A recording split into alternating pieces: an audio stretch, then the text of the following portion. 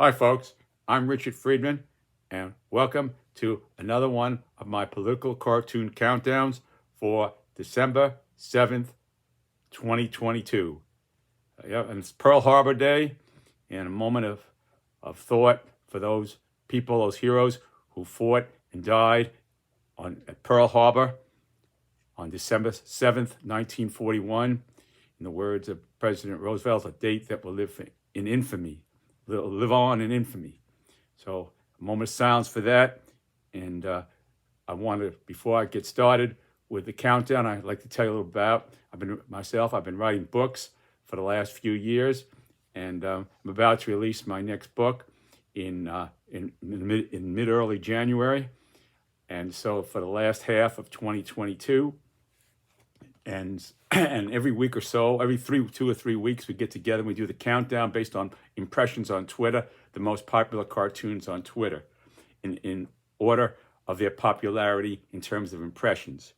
So before we get started on that, I'd just like to introduce you to, this is my latest book that's available now through Amazon, and it's at my website. You can pick up the link and order it, and it's Richard's Books of PoliticalCartoons.com. There's the cover of the book.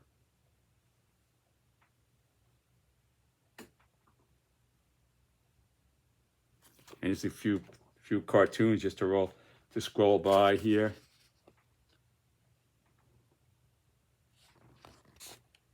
You could see some of the, I don't want to get into this in detail.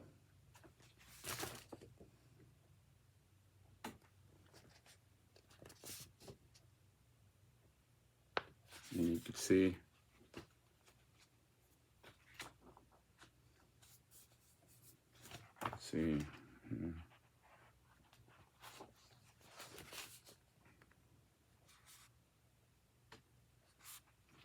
okay.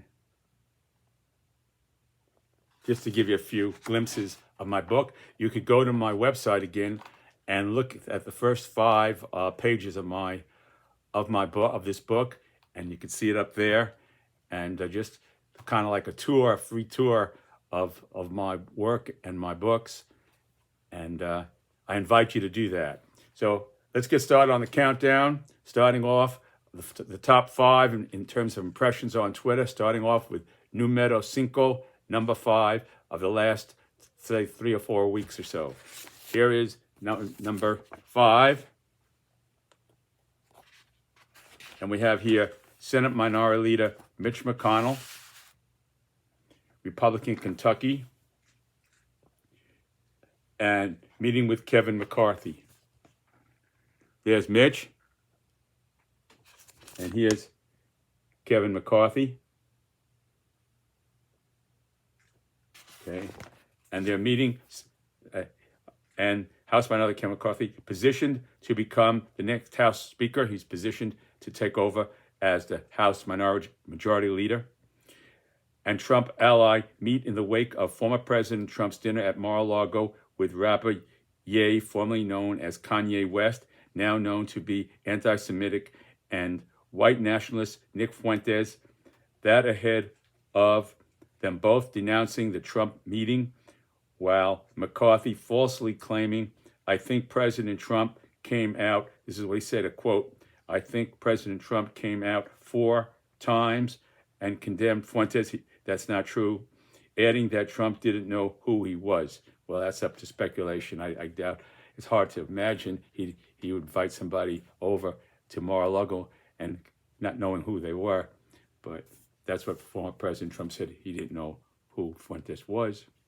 So, but in any event, here goes the cartoon. And here it is here. Okay, so here we have McCarthy. And McCarthy starts off saying, look, Mitch, I've got to say, Trump condemned Fuentes. Otherwise, Marjorie Taylor Greene will eat me up alive. Not to mention mighty Matt Gaetz or even Trump. And here goes. And here's a response from Mitch. Okay, Mitch McConnell here responding. to McCarthy. Mitch, I'm glad we are both thinking of our great Republican Party first. Okay? And then Mitch responds here, says, Kevin, it's the American way. Maybe I was out to lunch when Trump condemned Fuentes. Okay? So Mitch kind of is like, he does like a silent movie whenever Trump says things that are inappropriate or really horrendous or bombastic. Let's use a stronger word, bombastic. He just keeps mums up, and then he comes out and says, well, how he speaks about it. So that's his MO, and I don't know where that's going to take the Republicans. A lot of them think that way, and I don't know. Judging from what happened just the other day, I don't know where that's going to take the Republicans with that kind of modus operandi, See? So they just like kind of jumping on their trampoline, and they go home at night, and they're angry, and probably say to themselves, well, and then they probably just jump up and down on their trampolines, and then go out and meet the crowd and mum up, dummy up. That, like Don Rickles used to say, they dummy up, they dummy up. So there you go. There was Mitch McConnell, and there was Kevin McCarthy. Okay, that was number 5 of the. Okay, and now here, numero cuatro, number 4. We have here Rudy Giuliani, former President Trump's attorney, meets virtually with House Select Committee investigating the January 6, 2021 riot at the Capitol for more than 9 hours. Below an excerpt of Committee Vice Chair Representative Liz Cheney, Republican Wyoming, questioned Giuliani, given Giuliani in 2 weeks since Election Day had become a super spreader of election disinformation. So he had all kinds of things that he was pushing out, all kinds of conspiracy theories. So here goes now Cheney, Liz Cheney, here she goes, questioning Rudy Giuliani. Okay, there's Liz. There she is. Okay. Here she goes. Mr. Giuliani, did then President Donald Trump ever ask you for evidence on your claim that glitches in the software of a company's voting machines used in U.S. election that you had alleged had close ties to Venezuela and affected any vote count or election results? Okay, so the idea was there was a conspiracy that Venezuela and Maduro was involved in this thing. There's all kinds of conspiracy theories that had no basis whatsoever, So, and then there was a thing from outer space that the Italian flying saucers or something like that. I don't know. There were all kinds of theories. Anyway, so here goes Rudy, okay? And he says, there goes Rudy. Here he is. Thumbs up. And he's saying, my team had been vigorously fighting on behalf of the president to restore election integrity and trust in U.S. elections. I don't recall whether President Trump ever questioned the veracity, the truthfulness of my great patriotic call for trial by combat. So he was going to say, trial by combat. Rudy did come out and say, let's have trial by combat, So that was like throwing, in a way, you could say it was like throwing gasoline on the fire, coming out with a statement like that. In other words, might makes right. That's what he's basically saying. Who trial by combat means whoever the mightiest is the rightest. The mightiest is the rightiest. If you want to, that's it. That's what it breaks down to. So this was that. That was there. There was Liz Cheney questioning Rudy Giuliani, and there was again trial by combat was the conclusion in a sense here. He did say that verbal. That was word for word. He did say that. Let's have trial by combat. So There's Liz, and Rudy. Okay. That was numero cuatro de la semana, number 4. Okay. Number 3, we have here our old friend John McCain, late John McCain here. Okay. From Arizona. Okay, now here what's going on. The ghost of the late long-time Republican Arizona Senator John McCain. Okay, here he is. Let's take a good shot at a good look at him. Here he is. Okay. And he's watching there. Returns in tears of joy to watch CNN projecting Democrat Katie Hobbs has won the race for Arizona governor, defeating Trump-backed Republican Kari Lake. Well, I don't have to tell you much about Kari there. She's got her own sphere there, her own universe where she comes out with all these theories, and now I hear there's talk that she's going to challenge her loss, in Arizona for the governorship. So I hear this talk she's going to follow in the footsteps of Donald Trump in terms of going through the courts or some sort of legal proceeding to say that there was some sort of a screw up or a fraud of some nature. So we have to look out for that, sadly. Okay, back Trump, Kari Lake, who became a leading denier of legitimacy of the outcome of the 2020 presidential election.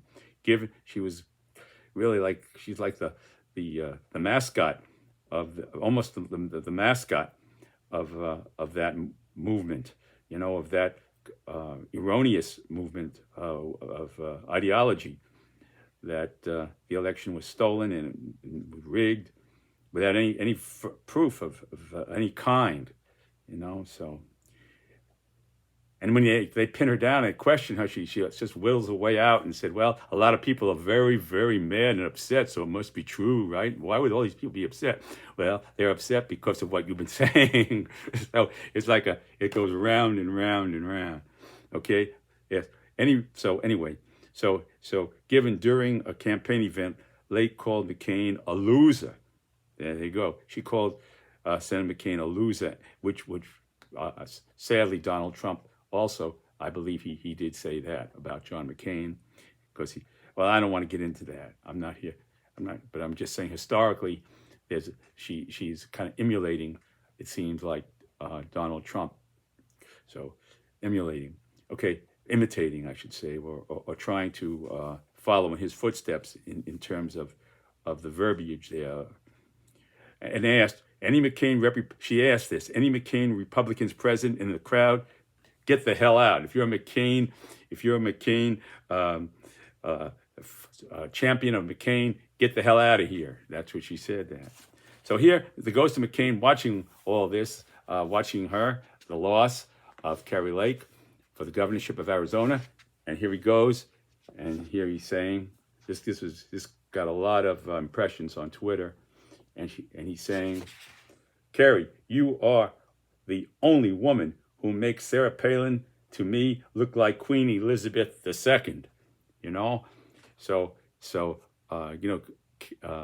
Sarah Palin, it has been argued that had he picked somebody else, he might have been president of the United States, and it's been argued that way.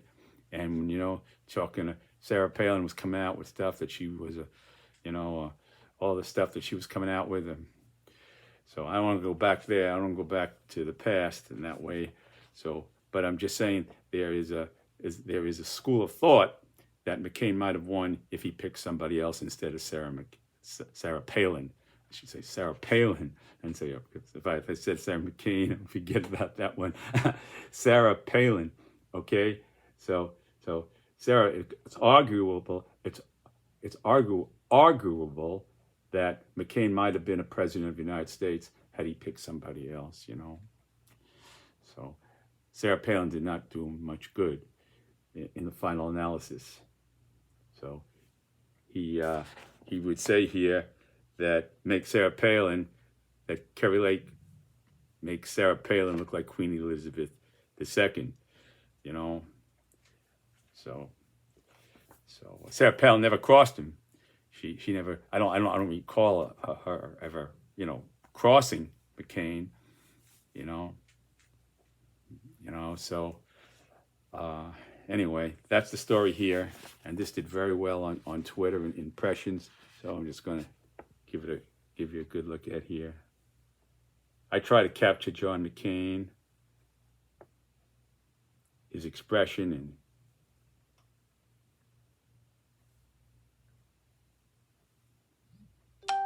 okay, there, okay. See, he wouldn't be angry. He would be just reflecting on it. He would never have I never saw him with a real angry look on his face. He would be just reflecting on that in his own way. Yeah, watching it with tears of joy. Yeah. Okay. Okay.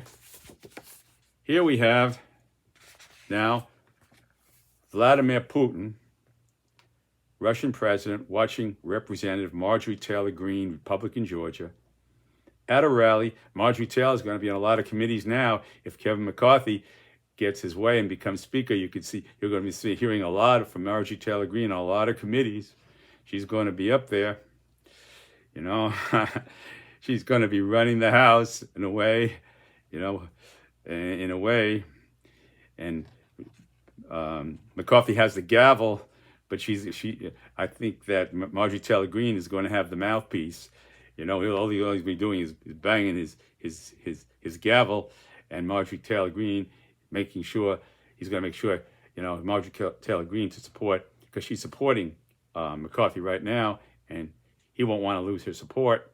So you can be sure that Marjorie Taylor Greene is going to be on a lot of committees, given if it comes to pass, and it looks like it will, that McCarthy will become House Majority Speaker when Republicans fully take over. Okay, so here we got Vladimir Putin watching Marjorie Taylor Greene at a rally for Trump-endorsed candidates in Sioux City, Iowa, in November 2022, just before the midterm election, saying, "Under Republicans, not another penny will go to Ukraine." Quote. That's a quote. That's Marjorie Taylor Greene. Under Republicans, not another penny will go to Ukraine. You see? And we hear tonight now Ukraine, they want all kinds of more advanced weapons because they're being hit upon by Russian advanced weapons. And I think they have a right to defend themselves, and they're not going to go after civilian targets. They're going to go after defending themselves and taking out targets like they just did with where the planes were taken off from. And the Ukrainians are simply defending themselves, and they're not attacking civilian populations. Nobody in Moscow has been killed in a subway or in a bus or anything like that. Thank God for that. Nobody wants to see something like that. But what's going on in Ukraine is basically it's criminal. So it's not war, it's criminality, killing young people who haven't even opened their eyes, and the first thing they're alive for 5 minutes, and they're gone. And what did this person do for 5 minutes that he deserved to get blown up? We heard about that the other day.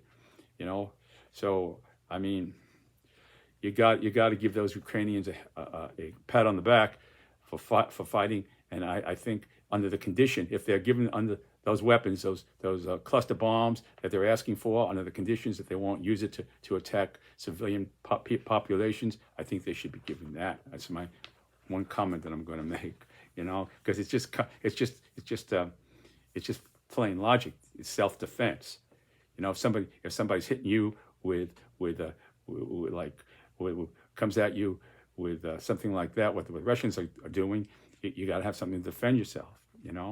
And certainly, you're not going to negotiate here with the way things are going on, have been going on. So there you have it. I mean, it doesn't look promising. Let's put it that way. It looks like it's going to be a big, long slug out. So here it is, and here is Marjorie Taylor Greene, who's telling we should get the hell out of Ukraine. What happens if we get out of Ukraine? Then if that Ukraine falls, and then you have all the Baltic states and all that going, and it's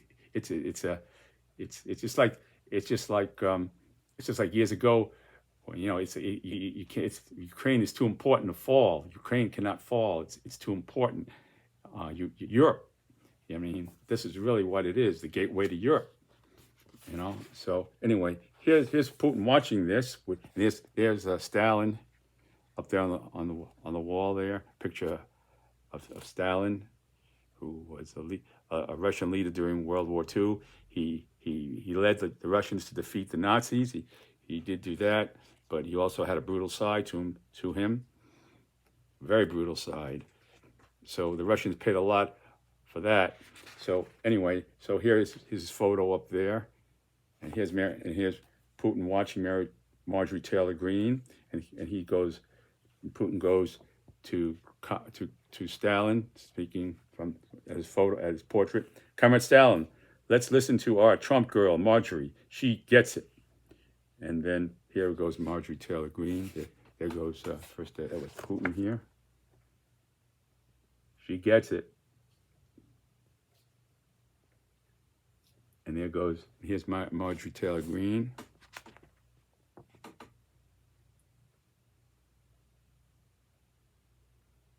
And she's saying again, our country, under Republicans, not another penny will go to Ukraine. Our country comes first. And then Putin retorts back after hearing that, and this is Putin's retort.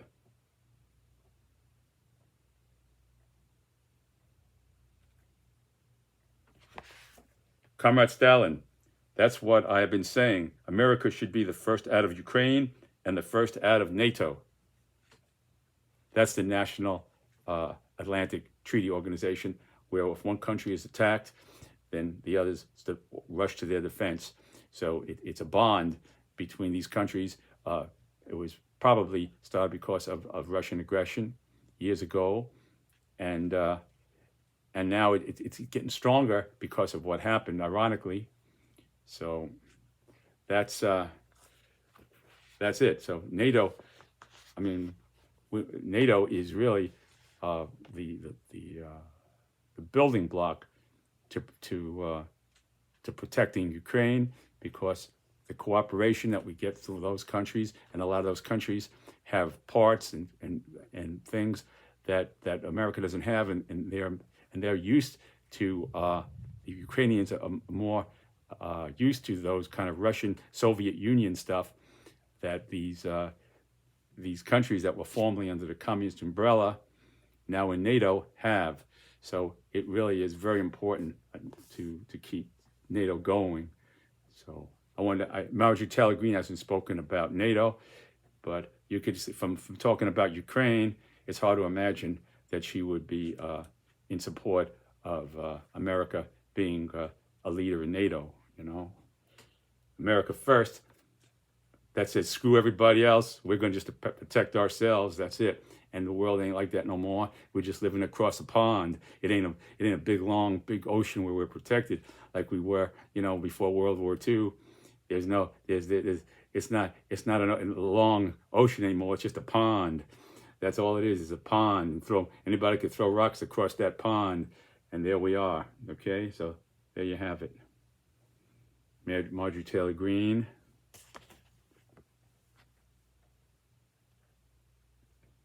Former Russian President Putin. Stalin up there. There it is.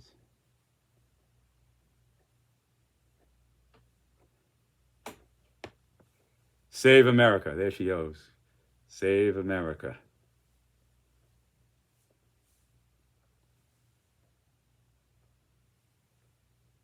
Okay. All right. Número uno de las 3 semanas que pasaron. Okay. Here we have number one cartoon featuring Lindsey Graham. There's Lindsey, thumbs up. Lindsey just said that that the election tonight. I heard him saying that it's not so bad that Trump did pretty good with those elections. Everybody only lost by a small majority.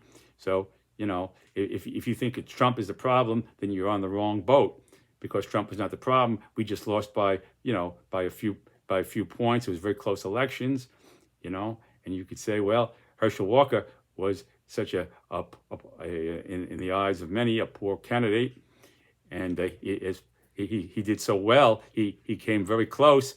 So therefore, Trump didn't do so bad in picking him. And the other side of the coin of that is, suppose they would have picked a conservative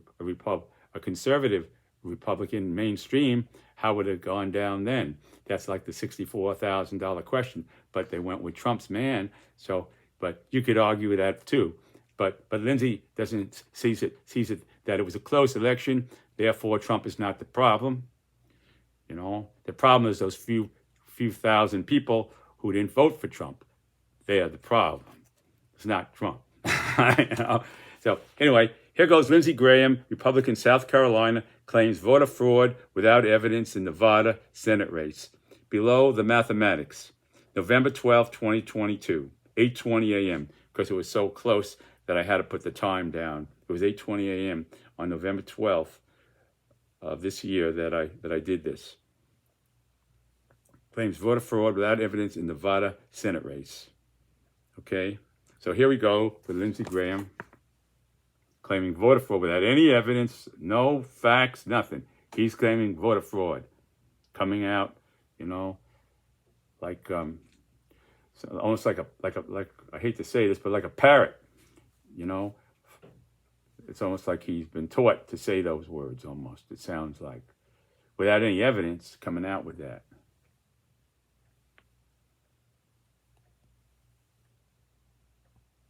Okay, here we go.